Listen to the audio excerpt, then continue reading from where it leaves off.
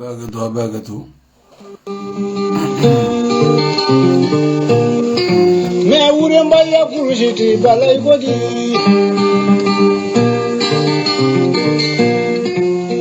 Ginalile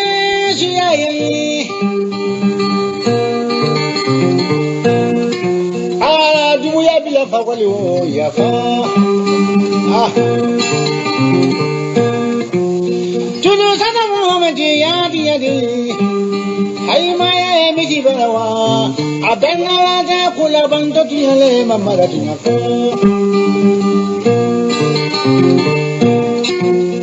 Safari la bazilife. Nyanangolo kaila kalika nyo safari. Tudu sama Muhammadi yo banazoro. Urambaya balabaye alisuma. Kono Filipe Momma la yo banazoro. Urambaya balabaye alisuma.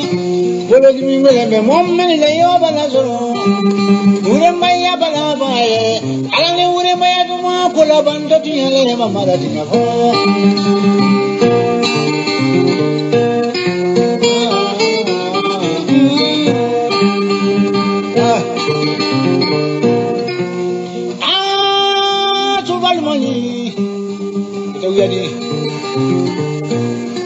Ala suli mumachina sabuyola.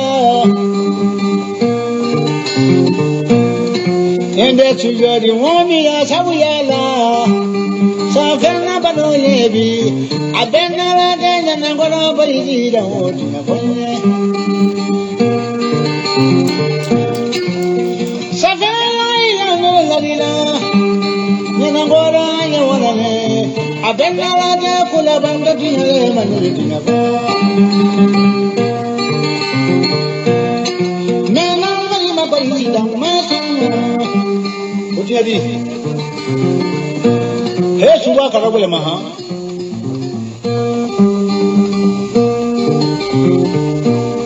Agam vasunguni meya abola dabola.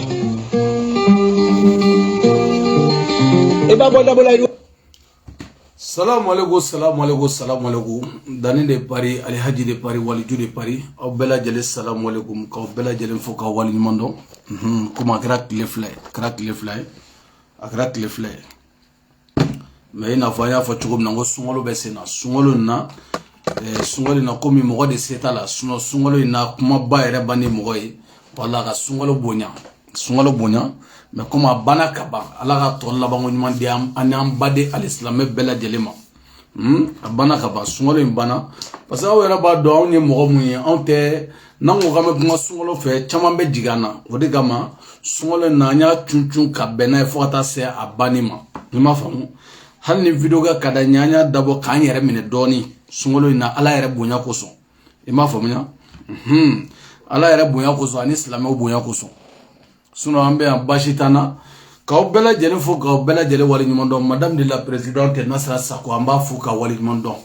grâce Adja Madina ambi fo ki wali nyumondo fo Atlanta merci beaucoup ka bela jele fo Adja Madina ka jatu sakuna belani ki fo ki wali nyumondo fo Atlanta ka bala touré fo Atlanta anga foli baye de usi ma New York ramata a foli ndoya ala ka mayini mawga mayi ki fo ki wali nyumondo. Merci beaucoup maïga foli belebele bianno merci beaucoup ka bela jenefo asuma baga ko be chodi ga foli bia jeneso do kan bela jenefo ka chufo chuiga foli belebele bi antenyine marieto kan say merci beaucoup grand sœur fo almaïga foli bianno ambi fo ka satur blefo ka ura 12 ni wakati la kuma era kumbe maga utaro bla ko fene ko ura accident ge yo fene bla yo bla parce que bi afrika o may mogo te ñon fe adama de ngane ga jugu ko jugu awura ala ki kishi dajugu toroma ni wor la me barni gambi foya ala ki kishi dajugu toroma dajugu may kafirudu dani de pare amanga transition mogo bela jelen fo surtout Asimu Koita ambi fo ki wali nyumondo daga baram besina ambi fo ki wali nyumondo kosobe ambi fo shini ki fo shini gane ki wali nyumondo parce que Dani de Paris nafigi den ya neta la mɔgɔ bolo tɛ mɔgɔ ka nafigi ala ya i m'a faamu mais su na an bɛ dɔɔni walawala an bɛ dɔɔni walawala su in na an ka kuma tacogo parce que ne ye n bala tile 2 in na c'est à dire an bɛ sunkalo la mais ne ye n bɛ mɔgɔ dɔw la u fana bɔlen don Facebook sanfɛ i hakili tɛ mɔgɔ minnu na su a dɔw talen don sɔrɔsi fini dɔw kana u douanier fini de ne t'a cogoya dɔn i m'a faamu n'o mɔgɔ dɔw ye olu fana bɛ c'est à dire adamaden min avancera diɲɛ kɔnɔ ne y'a fɔ aw ye n ko na aw kunna ne la fɔ n'an sara ka kunu hali n'an sara ka kunu k'aw ci Mali la k'aw ci aventure la ka tila k'aw ci lahara k'aw ci n faso kɔnɔ k'aw ci Faransi k'aw ci lahara e bɛ k'o tigi la cogo di i tɛ k'o tigi la c'est pour cela ne b'aw lajɛ n b'aw lajɛ n bɛ yɛlɛ dɔɔni n bɛ makun ka yɛlɛ dɔɔni quoi problème t'a la Malien an y'a ye k'a fɔ ko bi Burkina président o ka délégation u taara Mali kɔnɔ an y'a ye u taara Mali kɔnɔ kunun don wa bi don an y'a ye Facebook sanfɛ d'accord kunun don ou bi don an y'a ye u taara Mali kɔnɔna la y a pas de problème an bɛ kuma o kan dɔɔni ani attentat min kɛra kunun Seware a y'an bɛɛ dusu cɛ attentat min kɛra kunun Seware kɔnɔ Seware parce que attentat min kɛra Seware kɔnɔ kunun nanfigi den caman bɔra k'an bɛ tilen k'a fɔ ko aradaru nana an bɛ tilen k'a fɔ ko machine bɛ nana ko mais ko attentat kɛra k'an ma se k'o bali Malien ma ɲi dɛ u ye nin fɔ yan i jɔ n ka ji dɔɔni min danni ji dɔɔni min danni attentat min kɛra kunun n'o ye jihadistes ye n'o ye terroristes ye n'o yɛrɛ ye Faransi ka mɔgɔ labɛnnenw ye n'u ye attentat in kɛ diɲɛ côté bɛɛ fɛ u y'a frappé Niger k'a frappé Burkina k'a frappé Mali kɔnɔ k'a frappé Mali kɔnɔ kan 3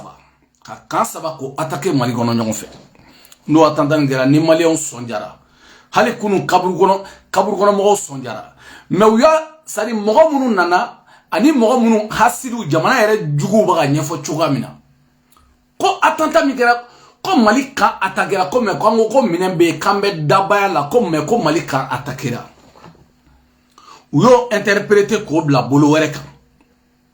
i n'a fɔ wolotigi ninnu n'a ɲɔgɔnna n y'o ka video dɔ ye tellement que hɛni mina ɲini k'o faga mais an bɛ don yen dɔɔni ko Mali kan de attaquera Mali kan attaquera ɲan'o cɛ Français taara an ka mɔgɔw faga ko image yira so ça dit c'est pas l'appel quoi hali yɛrɛ la jaya yɛrɛ to ko la ni Mali bɛ fɛ ka kɛlɛkɛ wɔrɔ yɛrɛ sɔrɔ dɛ Faransi ye nkalon min dana k'an ye mɔgɔ faga mura Mali kan ka nin wɔrɔ de ta ka Faransi yɛrɛ kɛlɛ n'a ye kosɛbɛ an ka autorité parce que sogojala u yɛrɛ ka espion u y'olu le da k'olu kantigɛ u y'olu le da ka mugu ci olu la k'o photo ta ka sɔrɔ k'o bila ko Mali sɔrɔsiw de bɛ mɔgɔ faga la maintenant fige an tɛ taa ye parce que an tɛ don ye parce que o ko jɛlen don ni mɔgɔ min tɛ tiɲɛ ɲini o ko in jɛlen don passe o ko tɔ b'an ka autorité de bolo mais mɔgɔ minnu nana ko Mali armée ko an ye armement san k'an ka kan attaquera hali New York o don na New York métro attaquera hali Faransi bɛ attaquer hali Irisiw fɛ Irisiw bɛ attaquer diɲɛ puissance tɛ min tɛ attaquer surtout an bɛ guerre mondiale min na an ka guerre tɛ i n'a fɔ ni Russie ni Ukraine dɛ an bɛ corps à corps de la an tɛ corps à corps la Irisiw bɛ corps à corps de la an mun ta ye ka yala k'i ɲini o fana b'u dogo u bɛna n pente ko n y'o di mais i kuma mɛn fɔlɔ an y'o fɔ bɛɛ ɲɛna n ko ka Mali kan minɛ k'i sigi a kɔnɔ o de tɛ kɛ tugun ka minɛ k'i sigi a kɔnɔ o banna pewu o tɛ kɛ tugun fɔlɔ la bɔ tile la ka minɛ k'i sigi a kɔnɔ ka tile 2 k'a kɔnɔ ka photo ta ka video ta n k'o de tɛ kɛ tugun o de banna Mali kɔnɔ i kɔni bɛ se ka roquette fili ka jigin an kun i bɛ se k'an gosi y a pas de problème mais i b'an gosi bilahi i tɛ bɔ o yɔrɔ la i ye su ye minnu taara kan attaquer Seware ninnu ni fɛngɛ ninnu na kunun aw ɲininka kɛ u bɛ min u filɛ nin ye Lahara Madu bolo parce que sɔrɔsiw wulila ka kala kara bɛɛ la bɛɛ filɛ nin ye Lahara Madu bolo u y'u minɛ ka bɛɛ faga kelen kelen u y'u ɲini k'u bɛɛ faga u ma taa diɲɛ fan si c'est ça nin de fɔra mais dɔw nan'o ta k'o lakali cogo dɔ la comme on nous va surasu soutenir parce que au lieu de me faire surasu ka binchogo bina surasu ka décès au lieu aye mo bra surasu soutenir andra surasu soutenir galongao ou va faire meta on nyambala ou va baramike on nyambala on te ma soutenir galongao o don nano ta kubo ko yelema ko bunu nendia ko surasu ka fu no fe mo ye ou ka fu ka supporter ye ka to ka fo ko quand t'es attaqué ko ye défi de oh problème ta la ne mbalmo nyana ngata to la folo mo gore mo fode aba fo chema ko arasa ni dogo amako wulutigi ni dogo amako kuyate ba ni dogo amako clochari ni dogo kama ko nanfigi ni kuma bora ale de da ni kuma iname oh anta la men doni nyana ngata to la folo nyana nga nyeshi anga la men doni ay mi fo anga la men anga digortigi c'est très important anga la men anga digortigi anga ka galo ana chien anga bonyokona nyana nga saka chakoroba ma o fana e mi fo oh anga lame on a vu avec les 3 attaques là, les 3 camps Nyonomarakono, Sévaré, surtout la ville de Sévaré, ça fait Anibafou, mais Sévaré Dunkonona, ça fait peur, ça c'est fait, même voilà c'est vraiment, mais Nela Sonama, mais c'est vaste, même là aussi, même profiter ni soutiero, ni hanga sur la souffle. Nous mettons comment sur ce là. Nous communication parce que l'armée fait une communication important l'armée de communication. L'armée de communication en temps de paix et en temps de guerre qu'elle était. En temps de guerre, communication doit être très ma faut ma belle. Chaque mot, chaque phrase pèse lourd. Chaque mot, chaque phrase pèse lourd. Ma faut ma belle. T'es militaire, armée sécurisée, politisée, et sécurité politisée. Il y a 3 semaines, Clélouga, Dominanier, Dirpa, capitaine Solo, colonel Solo, Kapmakam, Nakoko, Ansegaro sécurisé. Au débat, Clé Monokasimbara, Ubanyeninga, comme on a Djema Wulemeka, Antalakisi Samuratala. Avec Macron. Mais il y en a qui Djabi. Avant faut yoro mina quand c'est que yoro sécurisé a effectif ka tambulu buka bo nyatige mabe mun farao kan aba faut yoro la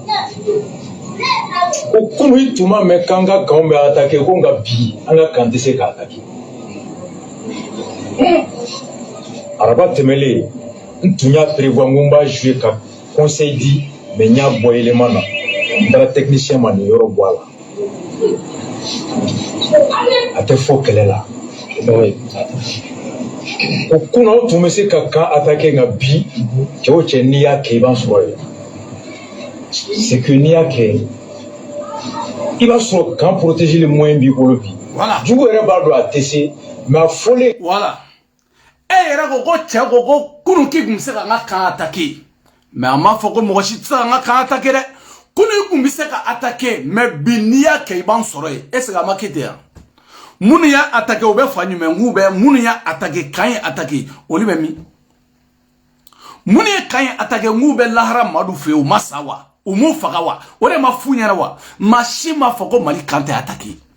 mali kambe attaquer menia attaquer billahi inyarma kuni e ba attaquer domina billahi ete eri faraw ka dugugolo sanfɛ o makeo kan joli attaquer sisan no kami attaquera kosan na ko fo côté nay o mo tarami o mo tara fanyme o ma wule oli no fa oli mo ma ka attaquer est ce que o ma wule oli no fa mais nous bora de kata e ba do mali e jamana model mi nous tara bom de charger kube do kan hono ou buru sari ou borontora jadisu katla ou desa ko jugu fuya exploser di o be bien fa surtout mali nous. D'accord, anga tola mene mais mien dabala baybo do adama de mayne mo ni fi mayne sari ni koy ni faso yu manke mami be bo mu faso yu manke ka kule ka tegere fo wallahi faso de nyumando mais anga mali sorosu ou be opération ge nous be gagner est-ce que wa meni cheda ota be adakono Mali sorosu be opération ke nous be gagner ita me adakono fieu mais Mali sorosu ni kojuge oli soro abe wuli de sa abina sa kayereke nyumankela e kasoro adamaden ngani jugu de flama temaka dugugolo sanfɛ Gama oduna nya ye groupe gono a photo be woro de la katara bobo fe ne ngo bobo sisa ngoni bobo ne mango ya buguru de sele awma billahi aw kuna ngo yarade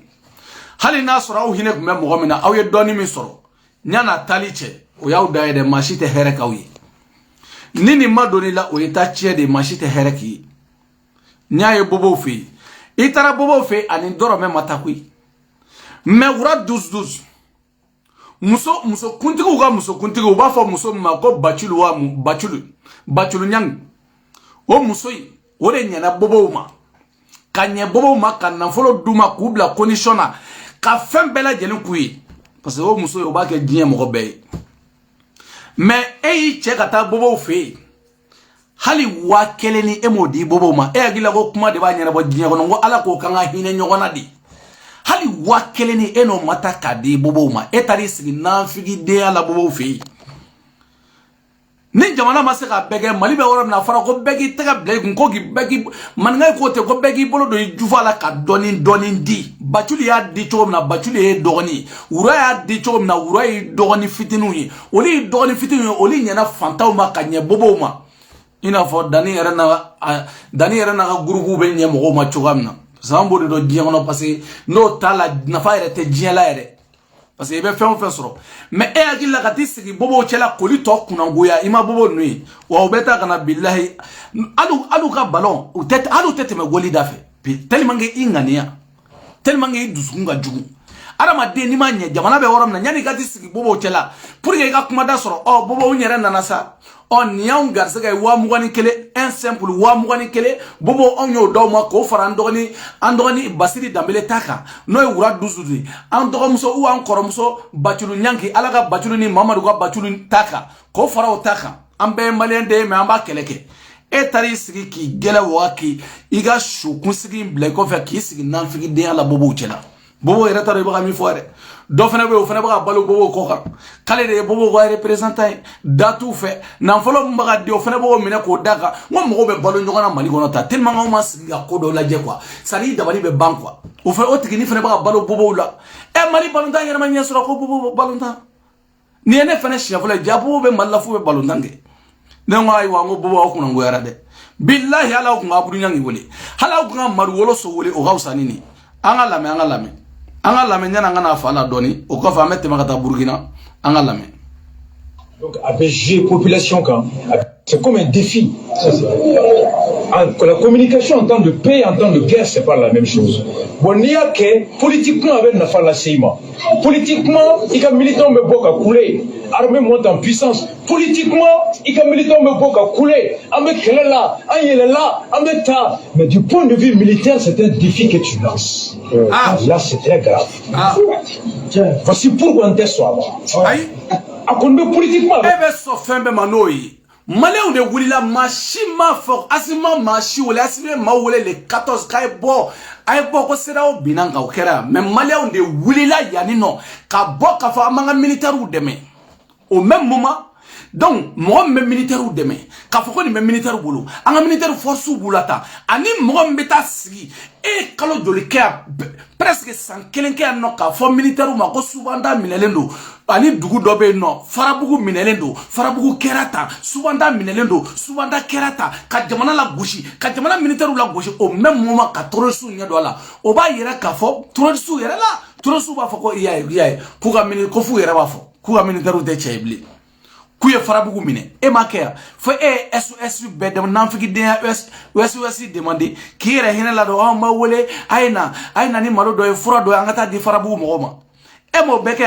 mo mba ka jamana la goshi ka di jugu ma ko jugu serana jugu ye ni dugu mine ani mo mba fo ko ni anga sorosu betandi anga sorosu beta mais do rete parce que ale ngani ala ale me sorosu la goshi jugu mina ale me fe sorosu ka digin jugu mina ala mo se dale ma o barika tala o se tala sadi o daluya tada o kanu tada o fo o jelimandia tada o foi tada kono dese mo mo ka sorosu soutenir ko li ba fo ko ba fo ku ka milito tellement que bouma belle nous de coca goni cheni e jinye kono bi no fi e ala aramade manifim bi aramade jelatika re wakati kodi ni manifi jelima goyara ire taro fomi taro ki jelima ni mo era ni jelima ga go ire taro ki jelima ga go jinye re kono ere mogo maga faso soutenir ko ni marfa bambolo anga sorosu armée monta puissance mogo dunuta o tegrefo ani mogo maga fo kanga armée ku desera ka taga fe u taga se ka ta keleke subanda minelendo mbaluda minelendo jesori minelendo Nicolas Sarkozy be wo kono o mogo national eni sans pereche o mogo national ebini jo kebna fo kebe murali di doma kobi keleke nyogo kibo kuma transformer ki keleke nyogo kobo ta ko ye défi lancer ndi on ye défi lancer ani torelsu kamena mali torelsu mta kamine katla ka jeni ne o kera ya no manya foti ama fo utsaka tanga ka attaquer de ou va attaquer mais billahi ou shude bobuyi nous ya attaquer ou shude bobo o fin kera abemakewa ou ya attaquer oro ngu shude bora bela nterige nan fiki dia dabla sa kanani yere ke ina fo fenware itara chigoroba ga sugono itara shuntige ga kangal ba mi ne mbiga plateau kon la tamaro de kele no ga kon la fa shuntige iga shuntige munu invité tamaro de kele no ga kon la fa itara chigoroba fe ga kangal ba shori ni ma ga kangal ba shori jago ya ba shori kan fene fo je shuntige wodeo bi mali era ko te ne ma fi era ko mali ga gele mali ere koti ko goyo ka gele kangali ba ga gele fembe ga gele comme tese ka nasongo bo obligé ebe yala ima yesisana ma ebe yala duni nyonche kata kangali ba mi mo fe kangali ba de ha hali libito nyuma itese o sa fo kangali ba tantanta iba ga dinga desola ibe yala eni ala ni gratio fo nyama koro ka bon lafia bugu fo nyama koro kata chokoroba ga su chokoroba mi iwa itato eni san peneche itara joli chokoroba ma etara chokoroba ga kangali sam kanaliba mugwana chakoroba yo san ay kanaliba mugwana sagoda musoma ou ade musoma go tobi e kati kono kolon fawla ne mati kono kolon fawla jago ya figi jo ka kuma do fo chakoroba yene ka faka kerata ke ne kanaliba mi ba kuma ngam fode kanaliba kun ye fola la agme fola kanaliba amba di nyoma gratuit tala bi de kanaliba de lafia bugu nyama koro ka wuli lafia bugu ata nyama koro kanaliba mina eni san perenche ha bi balogo gelan na allo leo fu ki gara kan ne ma fi ngi be yala du be ni nyonche ngoni wulu yita do ki ibe yala du be ni nyonche ta ha angala me amancha amay kosobe amancha to kuma ke folola we adabla parce que à Kéoké ça multiplie le risque d'attentat chez eux. Voilà. Quand tu vas voir marfa ira folola. Eni sans pereche sisa hypersonique. Rishu ya glangu ya ira diabela. Est-ce que vous êtes une semaine ga folo? Rishu ga fenga kura ira America umbu taira. Dien reste no communication la al ni mata ni marfa bembolo. America unye mo baga ya ko bombe nucléaire bubulo en 1963 même Rishu fana ke. Ko ye bombe nucléaire do la ko beta fo 6000 km à 1963 ni bekera no. Blokula kasoro ma glanfolo kasoro mo glanfolo America ya ke ka moni baga Rishu fana ke ka moni baga wasora tu shibolo folo pour que mo ga sra unye. Ebina sago wa kono kan ere ma foko wa kan communication dabla ni anye ka sorosu ka communication dabla foni ye bogo kan da kono sunanta dabla armée ba monter à puissance ani armée ma monter à puissance avec monter chokodi armée mi temena nyene bois armée ani asimo armée ani badaw armée malien yere bi ana armée wo yekeli bois armée kumbe anno bois armée to de ko kanchi armée ani furmuso do friala armée ani sadi wolo de tanya armée o de ko ye bois armée balma nikene karaba armée o kunye bois armée atoka flaga bono bandao armée jigitike armée o de kunye bandao armée asimu armée wallahi mali kuna dia armée mali bonogola armée monte à puissance o dogo ko ikanga nafo afole ne wamba fo biama fo shini ima famu Malion anga temale la nafatale la quoi n'essentiel mo mbisi ga jamana la gauche et de farabu la gauche ya ani mo do bora ko jamana beta jamana kaita sora su ba monter à pisa jaw ba digela au même moment dongo do e ba ti sigi ga o sora se kelo na gauche eni sa pereche angata sadi angata fengere la na soro ke da barabe magonye mali kono terike e da barani me magonye mali kono ke da barabe se ka ko ken terike ke da barabe se ka ko dlan terike ko kuma mugu be se ka ko dlan terike nterike na unye baraka dugugolo sanfe ni kuma te ala kana barika dona ni kuma mugu ni be se ka ko dlan ni fine bagi kumede dan dinya kono kuma la ala kana billahi o kuntene da dinya kono na soro fine o kumene da fine o kuntene da jeli o kuntene da kuma la ni ne kunye mikoro mine kan sigi ko kuma de kumbe ma ke fen do e dinya kono e dabara nogoleni ne ma fiye nguye mogo kuma bala ngibi sigi ngiba la ma chukule ngo jeli u tayo jeli yae ngo me ye mogo kuma bala ki sigi ga ma o buruja radio so ni fenga nuna ngi sigi ga la ban chukule ngo e tayin demunu ma wolo la ka tu soro kata chelala e sigile no radio so la ni sigile ni tarifa ga jeuna ko small time e ni bacha avenir sadi avenir modèle du même kumodo la e be feka ke mu ejie kono di e be feka ke mu yedi ko armadi ke nga avancer di mais e sigile no albi o demsenia view de la o sadi nyetakati kono chekoro ba demunu wolo la o li takamani nyene o li fene do nana ka tugu no fe ka tla ka avancer ka temela ali be ben clochara vida e tu penses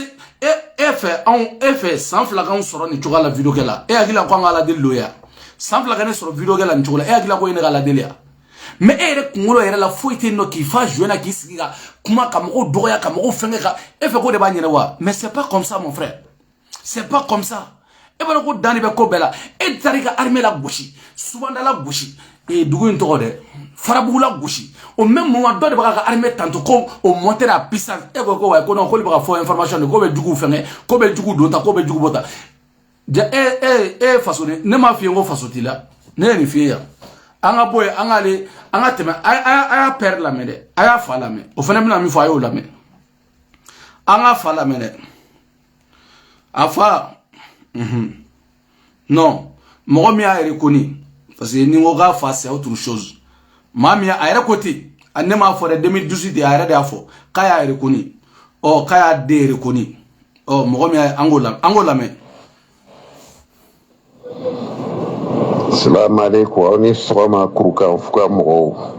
bachili do nana kabo maka vraiment nous m'en siraya nous m'en tara nous m'en nanye bato ke medo abuki ay bolina ah la malikisi OK bachili do ina na kabo maka problème tala bienvenue à Bamako bienvenue à Kouroukan fuka anga la me alaka malikisi aje nyoko toroma alaka na malito ayre diunka jafala alaka na malito nyeka jafala ni ala sona be boala koy mo bi kroto note wati ni kene ala tabi mo shi se kotola ni ya fo tugo wati ani kene o ala tabi otuma ala boke asabola bidon kro de nana koy peut-être amma famu bi anya famu anga du simbla anga ko fo mere ba fo alhamdulillah d'une certaine manière parce que kunu mo ko fanu babe nini nous ko kambe to CEDEAO la donc mboke premier ministre ka mo ayre ko kambe to la ne ba fe ko boka ayre fana banini puisque ko me mo fanu banini ku ni kuma fo ako kani France be na kuma ngutu mo ko fanu banini nu ko kini France be kuma otuma ka boka ayre fana banini itu go be to CEDEAO la obi fani banini otuma nale koko atenya kani CEDEAO be siku ka boka fana banini donc ku ayi daji muntu ayo de nemu ala critique koy mais au kana silanka boka ni fo mali be tola muna antora mogo ko ni fanga ko janfa de la mali kono mogo ko ani fanga ko janfa o de taraka nyeshi jamana la ambe mu fo kunu ibeka be bi il y a combien de mois 18 mois plus mais gela mu be jamana kono bi o kunke kunu donc ko monter en puissance de l'armée moi je veux bien akadinye bi armée aka puissance dans rekanakala ambala dilo funa katanye fe on va soutenir ni fait la transition qu'on transition te kuma wakati bara wakati do ni bara munyana ngambo soutenu. Donc monter en puissance de l'armée, moi je soutiens 100% la montée en puissance de l'armée. C'est une armée nationale, hein, c'est pas l'armée de Assimi, c'est pas l'armée de Mali Diao, c'est l'armée du Mali. Donc nous au armée yelena mu kadanye ko bo ni ay amblara ni la kanabalia ko c'est que armée de affaiblira nani mo so mu be ko la yele amba fo alhamdulillah angana lu fula o yoro critiquer en tout critiquer amofu mais to be fana nyana de to be de nyana a gelera ere ka teme hali banda ni moktar wanta maka oh mais ambe mu fola o fana jelendo ko M5 ka premier ministre M5 m'a dit de gentil bodo ba tige iga woro M5 ka premier ministre nago politique kele ça m'intéresse pas na M5 dia sans père nga jiguga ça m'intéresse pas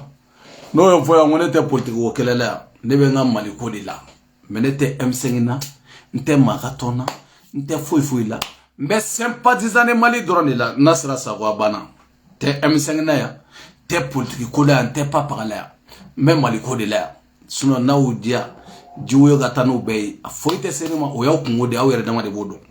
ima famu aw de ba M5 ko kelela aw de ba sugal ko kelawla aw de ba fengola awere dama de be nyogo don ima Umar Sente gani otara c'est pas mon problème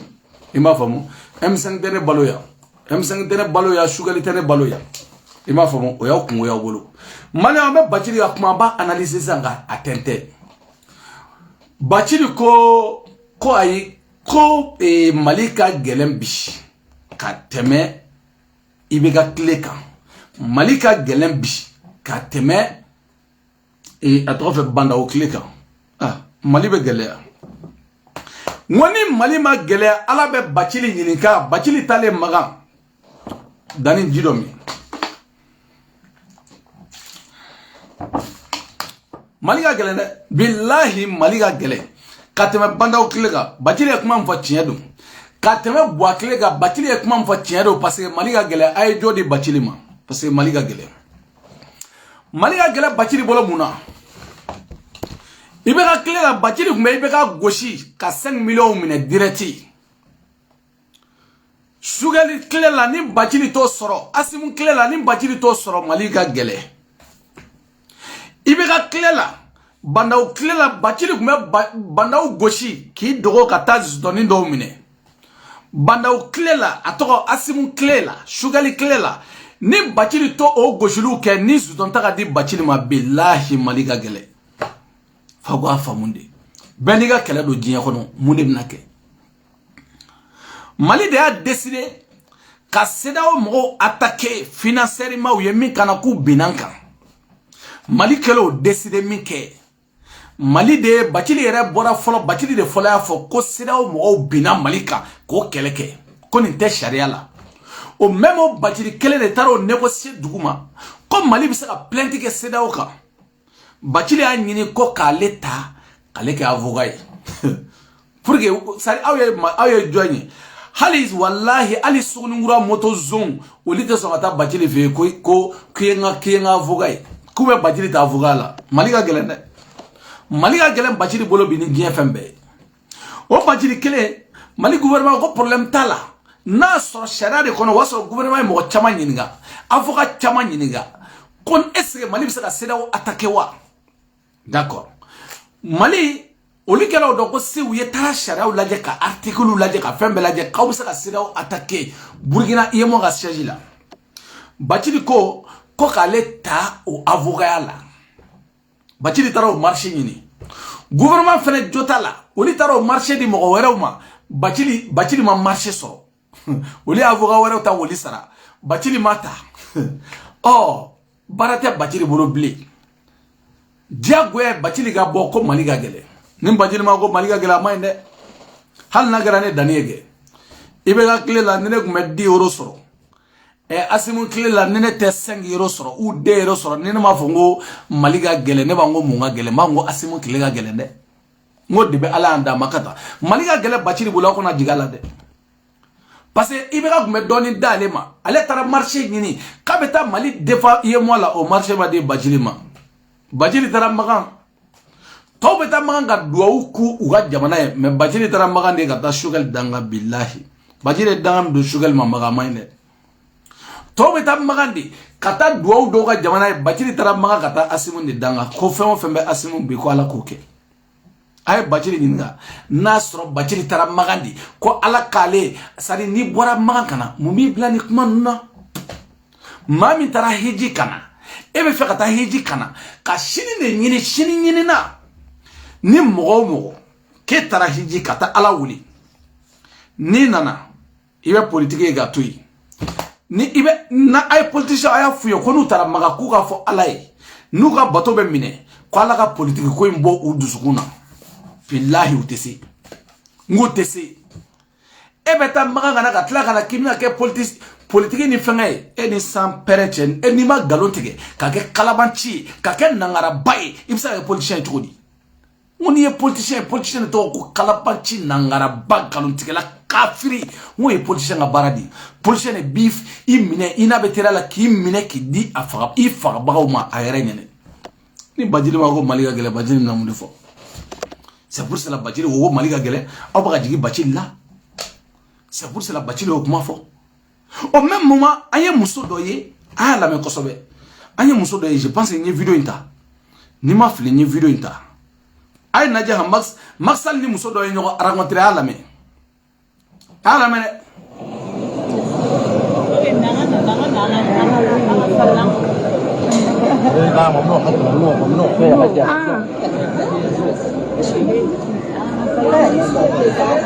Mais on doit le photographier. L'embargo sur le Mali. Il faut enlever l'embargo sur le Mali. On a fait, on a soif. Vous avez prié, enlever l'embargo sur le Mali. S'il vous plaît, à cause de Dieu. S'il vous plaît. Inch'Allah. Que Dieu vous protège. Enlevez l'embargo sur le Mali. Inch'Allah. C'est une demande forte dans la Kaaba. Il faut nous répondre, monsieur le président. Il faut nous répondre. Il faut nous répondre, monsieur le président. Enlevez l'embargo sur le Mali. À cause de Dieu. On est devant la Kaaba. C'est une demande forte. C'est une demande forte, monsieur le président. Voilà. Bongalina, bongalina. Maléon, awere bora, Badjili tara maga ni muso tara maga. Mene ma do yo tako kalama. Fomi do ye ni muso doya. Ne o fene yo. Alors que niam bado de niam koromuso do de. Atara maga me femba hakili la atara ala de wule ala ka jurumi yafa. Au même moment a hakili ba ka jamana la. Mamour ngene do ka jamana tonyo. Ano ala ke ano li nyoye maga o responsable ayo li wole ka aya foli nyene ama hamina yere ama hamini foye akokuya kake ame magandi ake ala kama ko ambargo wuli ga bonga jamana ka amani fo mali gono de amo fu wa jamana ka de ako kame magandi aya ambargo wuli ga bonga jamana ka kamba deli ni muso do de ha muso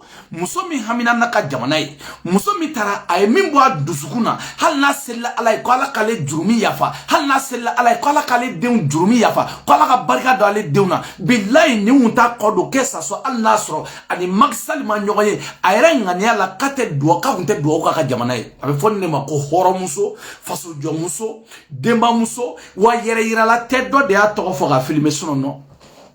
ni dog ma filmer machine taye mais min fo présent ko amba nyina fe aya amarko wuli ga bonga jamana kan amba dile fe aka jamana abe magan kono abaka seli me hamine no naka jamana Badjili tara kata sugali dangadi Badjili tara kata simun dangadi Badjili tara kata danga do transition mo bela au même moment muso dengolo muso de baka ala de ni ke o ga nyon croiser ka soroka fo kaya mbarko wuli ga bonga jamana ka magan kono yere la tête ahamina naka jamana mimba dusukuna direct ayo fo direct no kuno ko yere la do me téléphone minata ani magsale nyonye mina fa ene vis-à-vis mais ali kuma fo joni ya jatemne ahamina do naka jamana wala kama nya fuina ngo ka muso barigale on to jamana ngono jamana inte bine ngo bin choko tala de ima famu au même moment Badjili va ta position to danga ko ala ka le la ele hein ko ala kale bacili la ele ale ba police to danga ale ki boli ka police to danga ka simu danga ka sugali danga ka bed danga ko way ko no ko ala kale bacili la ele bacile bele mami yere desera folo ka place sadi ka marché yere soro marché ali mo ko ta fo bacili ko do chefle mo min desera la folo ne ko jamana ka gelate balaw na koy di ibe ka 10 millions milene ko fa te balaw na koy bacili 10 millions te soro asimu kili ate yere 10 millions te asimu bolo ate yere ena be aw yere flene aw me kulela am ga femme ka yere ko ha u ye galon be down ya ko femme dira o maga soro sege mena nga fa suba ha ate o mite ba bacili ate mali ga gelene bacili mais tara maga ma daide effectivement nationalité française bolo mais pourquoi tu viens pas ici na baraka no na baraka ni mali ga gele na woni fe mali ga gele fe wala te bolo ete problème ta la anga teme bacili la mali o mena mi anya ye ka fo Burkina be o ku taranga président fembi malien dogo ganya na ko jugu ko mali ni Burkina be coopération ne ge ñogon fe o de kun kadaw ñe debe folo mali ni Burkina ga coopération ge ñogon fe mais mali ni Burkina mo juma mena coopération ge ñogon fe ni Burkina gouvernement ngonte amanga président wele no Assimi il faut faire attention Burkina gouvernement fleni faut faire attention ni Burkina gouvernement tise ka shed dami ba tise ka shed dabo jila mo mbe dami ba kofe o de français o de Emmanuel atof la gabono o de français représente au bran sa Macron o de Emmanuel Macron o de bo kofe comme nyambala ka fo Burkina be wulilen do ka fo ko way ko bibi na ko fo Burkina kata français de dof atof la gabono fengere do irishide no fekana o nyamola français du flani o lebe ni président kofe o lire nananaye suno o jate naga coup d'état ke o serife ni mogodu ni mogo jara tubabu flani ini mogo mi ni nana kini Burkina bna affaire ke nyon feka ni président toy edumbe irishi côté la ni président me français côté de la on ni dia nana do nyon ko coopération do bawni nyon donc le naye invité kata ou ka complot do ke kana ka kolasima il faut faire attention. Il faut faire attention. Burkina a une transition mola. Burkina a une transition française de la place la direct. Moi mi ma nini ka ina fo Niger assemblée a voté chomina odona ko français kata ko le Niger ta ko a di français ma billahi. C'est comme ni ko jate na famu sisa. Par exemple le Nigérian kunani Nigérian masigi français de nana sigi. Il a fort français nana sigi abaka jamana comment angu ya coloniser en tara anye indépendance dauma mais ame fait ka sigi na 100 keme flante waka du woloka il a fort yeminga Côte d'Ivoire ou yeminga Gabon ou be fait Afrique de l'Ouest bekedi c'est pour cela au accordé temena français ni bubu sisi che ou de temena Macron ni bubu sisi che bubu sisi accepté comme Macron ga lege président ni Macron ga président ko billahi kale bubu sisi flani ko mali business ke dugu de ko suno kale bubu sisi fle kale Niger kanu ga teme malika kale mako foite malla ko kale mina ka akoro passer dro ko ka kidali mina dro ka kidali mina ka di kidal ga ko kele ga bandro abana dro ko fen ka di français ku gota ko do billahi bubu sisi ya kale ayini kale ga ne ga Macron ina fo basimu fle hali bas Niger atoko jamana Niger basimu o shuga usani bubu sisi nyene mai bubu sisi oni basimu ni Macron benala choko na ko ta ko lasigi o de Macron jigi chie o bubu sisi kele o fere benala te kamali boso mais ala bubu sisi na imam Mali kona kabi ala e bubu sisi dan debe bubu sisi dana dugu wolo sanfɛ domina bubu sisi ma santan dafa Mali la santan tede Premier ministre Bouma ça va être dafa balila 3 ans au bout c'est comme on dit Macron gou benen do la amike président il veut kidali dama bout c'est pas l'appel quoi bout c'est ni basum ne dilana o chwala wala kama Macron gara président Afrique na mo fola mi godro ko mon président ko félicitations gara basum di basum ne malianye basum ne malianye abebo kidali di ou une nationalité algérienne babolo malienne babolo nigérien babolo ou yo dama kata Niger kata sigi Nigérian kuna bubu fleni woro mina bi bubu sisi oh Ivoire nationalité moté bubu yere worodo Ivoire nationalité ba bulu Niger ta ba bulu Mali ta ba bulu moté bubu chugoya do bubu ni makoro beno de la ka jamana ni halakini nsalagi chola. Donc il faut faire attention à Assimi Goïta parce que président mi fleni président mi flé Burkina kuna billahi abillahi farasi de asigi farasi de chain genga boy kanisigi chain makudita gere al niyasara men dola me président farala ta jole ne ba ko pubudenia fom Burkina be wele soko Burkina be wele be klenga ngole ka kona so fio ko Assimi Amado chaina billahi Burkina be bani ba de doy ka kona so Assimi Amado la ni madoni na ni madoni na ni traité de signe flé neta suna dawara talao nyana kana ye fe go coopération y a pas de problème akata irisu fe folo kata coopération ni irisu nana wakati na o ya on la fe aller on hakili bela te ngoni coopération mali ni irisiche mali ni Burkina che me dalé no français fe on dalé no irisu fe ani do taro se go Burkina be ngaw ma famu français ga je o ti se ga famu fo ga diewuli Fransiga je auta famu na yos Mali sorosu yu madoni na ni Mali sorosu yu ne barage nyon fe nu ye min danka ni Burkina be we mo nyana mayde meni président de temoy fi ko de famu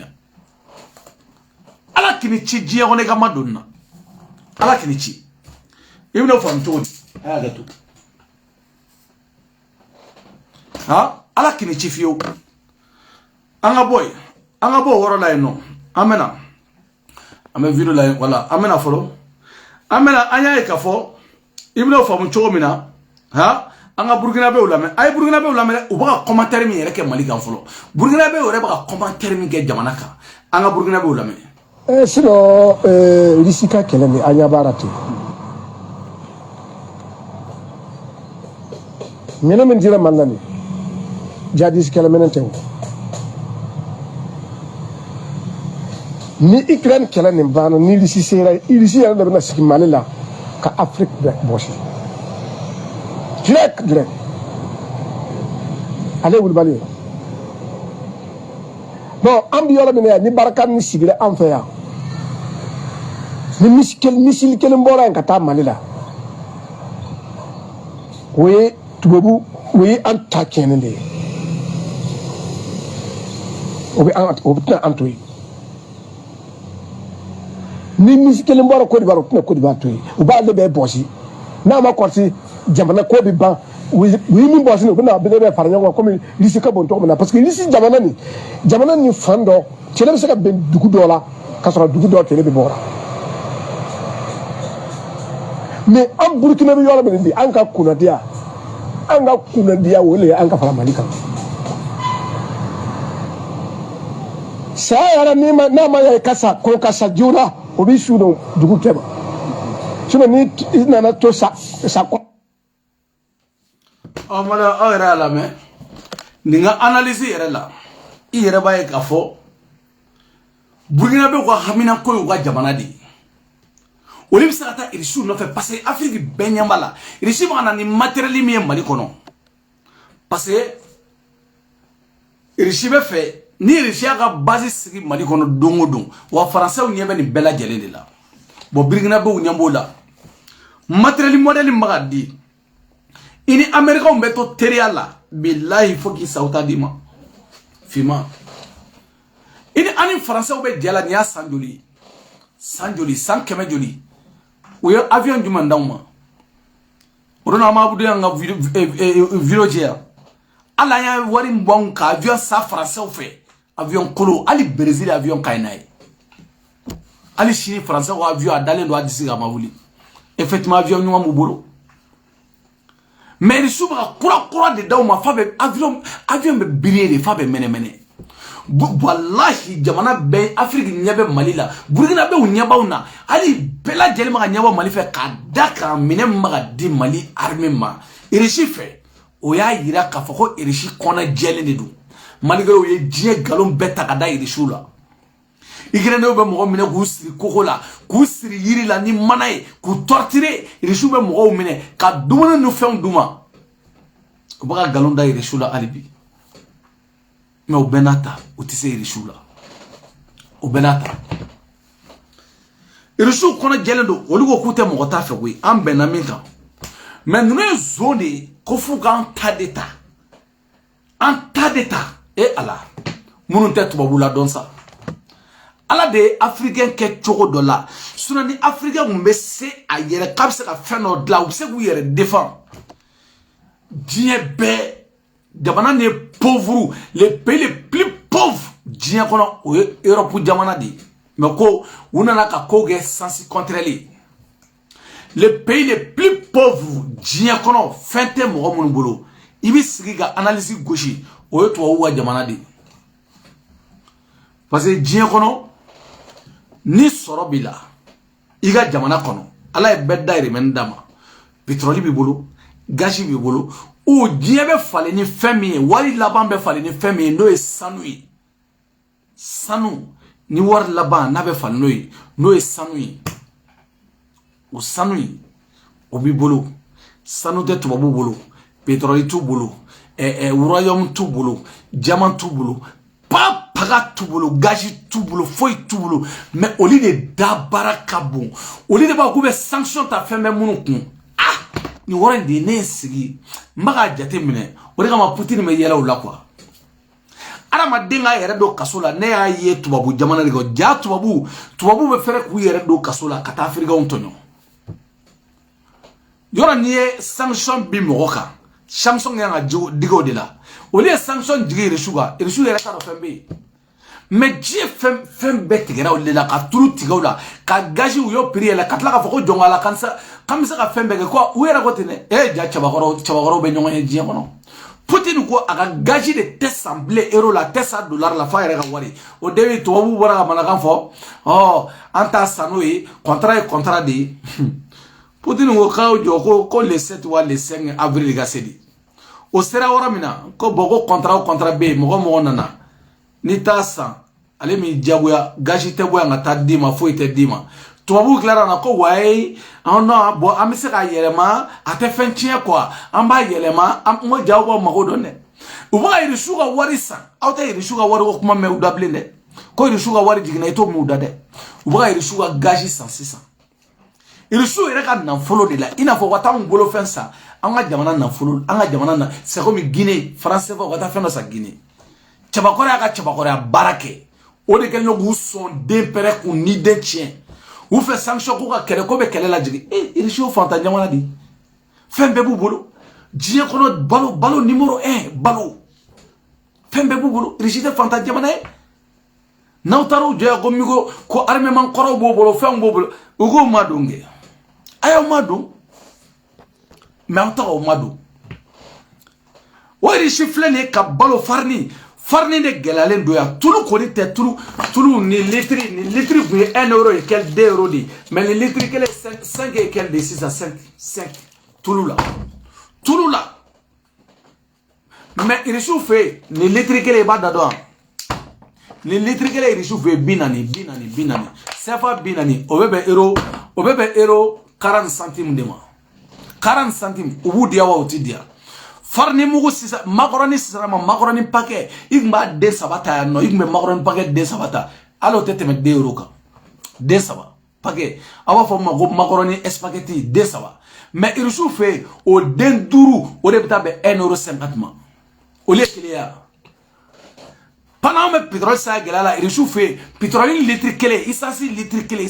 kele o be 57 centimes 57 centimes. Halo te c'est pas la peine. Hala te sefa kemebo.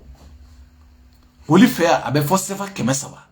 Abse ka no li kele chodi. Kabo mo na shokele. Mo mu no te marfa samo obolo jiebe oli rebe balo ni armement di. O ba la vitesse par vitesse. Kalashini koku abu fe de millions tere. Marfa kalashini koku be rishu bolo de milliards. Bomu bu bolo de milliards. Fem bu bolo de milliards. Abe boli ga dugo ka oli tita matériel sangana abe bo wa gla wi rebe sa fem bela jelena. La mort qu'elle a mais vous êtes bête malade tellement que européen ou ça ne vous fait courir qui vous dit ben il a fait autant de mariner là en fou la choromna on s'en peine jo mo Poutine fleur na elego nous fait on dama hein Poutine fleur a fait on dama na Mamadou la Mamadou jona eni tara ko we ko Burkina Faso na kuna ngaje ambe jede mais nous tara contrat de sien Youssouf fait ambe je mais kani tien toy France ga base bina sigi Burkina kanga je anu me fa nga président protéger di o tenye de femi tenya tenye o tenye video video amasse fola amba ametaka fe ambe dossier mi da ele sisa no e kuncheli dossier ango go jamana jo anye kelege kana ka jamana en kamba jo kaibe ga genga taka kaibe ga ka mo genga taka mais fana bala ka ke jamana en kono aw nya fo ngonte mo to yire de aw ni machite kanna amanga jamana kanila aw ni mo shite kana nga jamana malika aw bendi anya e ka fo journalu bora na ko Imam Umaru Jara ko fami kanamu ko Imam Umaru Jara no e ministry délégué parce que ministère so imbela Imam Umaru Jara ne mbalela ale de tanyini nay billahi tanyini nadu ima boyale nima Imam Umaru Jara ima boyale ka dafurugu bo ka afarnu jasa anyana misri kollahu wakati mna anya ibega ga mo kele ko sadi ben de servo ga fata ko wa mani yere kun anya ibega ga mo kele wa mani yere kuna o wakati kele gouvernement kura minana o gouvernement kura ngono ministry ba kono tantega ma ministry ala tantega ma ministry no Imam Umaru Jara tantega ma wa mani yere kun Imam Umaru Jara wa mani yere kun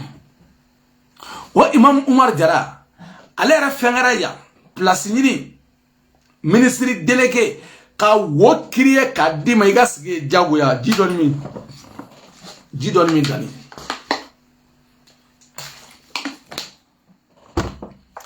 ka bolamolo no kriye ko di Imam Umar Jara ma aka sige o Imam Umar Jara o ni munu ye kele ke nyonfe o chamambe o lite barala o chamambe fento li bulu Umar Jara ma jorono li jeune diplôme jeune sans pula munbu chelai nete au gana joro nede alabes atanga alabes sanfe mo atange alabes sanfe wallahi alabes sanfe barni gambi be duguma alabes sanfe ura duzuz be duguma alabes sanfe bele warabe ale tokotna fo obed duguma tokofo bali ale bere bado obed duguma alabes sanfe gorobina obed duguma ya ala be sanfe mabaw biya nega papa ga masawma Imam Umar Jara tara muso de todo kanam na jagoya ko mi anda ni kuma ina kosobe anya ye kafo o Imam Umar Jara kele o to yera logement socio kola ko joala ne rega nga enquête logement wa mani yera kun logement Imam Umar Jara mo Imam Umar Jara no tese mali jota taye mi o de yera kun wati na mali be gele kono Imam Umar Jara be kele de la kale muso placé Imam Umar Jara be kele de la ka logement socio ta ko dale makanga mako aka na mako ala kana barika douana tamma ko akane ngoni ya kamba foni makamba kama faka do parce que maman usadi ibega ya ke anya oli bunte ya bube ya ke oli bunte na ala ka hinala Umar Jara ndia ke be bunte ya ni ben nga fote ni ya ta choi babla choi ni ya ta choi babla choi wa mani yere kun ni ministry ya kera wa mani yere kun ye kele kara mi nofe o abna foko ko kunu nune ibega kele nune boga mo kele femina wa mani yere kun imamu wa mani yere kun logement imamu wa mani yere kun kanamu imamu wa mani yere kun o ki muso ka dossier ka boala de wa mani korobi shock imamu i muso ka dossier ka boala de wa mani yere kun tane no foya wona gara wa mani yere kun ko ngo danga de ante on shite danga de ambe se fayinina an shite danga de ya na kera wa mani yere kun ya on be ba nyini amba soro chogo na danga de ate wa itale lo yi muso to do kanamu na ka boala itara logement choso la i prepagura ne agila ngibe agili soro mais eta ya on nyambala chogo mina efe jena menga ere imamu nganga mo bali yurugu la o imamu yere tara ko bla nyefe me o imamu yere takera wa mani yere kun subhanallah ere imamu e mina saka mun faw ye shini e mina ne do corruption na e mina ne do logement social la e mina ne do kanamu na e mina ne do worobe e na segi jo mo nya fe gibe mo la seribli ante tien fo nyone belebele de Paris daganti gala ji dani waliju daganti karamo dani belebele wa belebele anta e jamana ko de ni e nyumanke wa mani ni e nyumanke Umaru ni bora la mina ande ngo Umaru ngaya fo aya muso to obwala amino fana fo ande parce que on te horon kului mais ni ma ka ma fo ya no fana de parce que on sigi kunyo de o de ga ma nya fo ya an nya fo ya no ngo anga papa ga anga ne dani papa ga ne ka fo mali abana ni ya ke ga nya ma fo ni ma ke ga nya mbi bunde na temana sevla fo ite cinéma tu vois non belebele de Paris daganti gala ji dani waliju daganti karamo dani belebele wa belebele mawo ma kumbe limna ka bela jele fo ka bela jele walin mando chawo chakumbia ka be fo ka be walin mando muso kumbia madame de la présidente Nasra Sako ki fo ki walin mando asma ba yogo fatuzara ka bela jele fo chamunu kumbia ka be fo uradu zuzbarni gambi ka fo ka walin mando merci beaucoup aw bela jelen nga foli belebele ba obiano chani muzo ka bela jelen fo ka be wali nyimando jena sogodugo asuma ba yogo fatozara aw bela jelen nga foli be aja madina fo atlanta kajatu sakuna iga foli belebele biano merci beaucoup ka bela jelen fo modibo koni ala ga modibo ni mawo ga modibo ki fo ki wali nyimando modibo koni na lebe anga essay kona ale mi nyini ni kala bay ambale fo kenenga ale mi nyini ni kala bay ambale fo ya ani bachuli nyang ambale fuya mami me hine bobula dobi dona nyimita sigi kabo masayata mami tese ka dro me di mama hal ne wardi mama obedigi mogomina mumiti se bachuli nyang na keneka bachuli nyang esi video na koriga blogi koriga t-shirt ta kana billahi kiniga t-shirt don kana de ni to de go gere mangoni kiniga t-shirt do kana de wani era ma ni kana soni mo na shaka sike kene sa ni adama de mo nyenama ma jiye kono ma nyenama jume kashi sira sambina na ko ara saba kungulula ma nyenama ma munu nga meche do dongli dalawde mais ma nyenama ko ma munu se guda do fasogola ko ara sakiri karabu kungula su kunsigi ni muso kunsigi ko chegu kugun fato lebele de bari mbaw foga wali mano dani ne bari wassalamu alaikum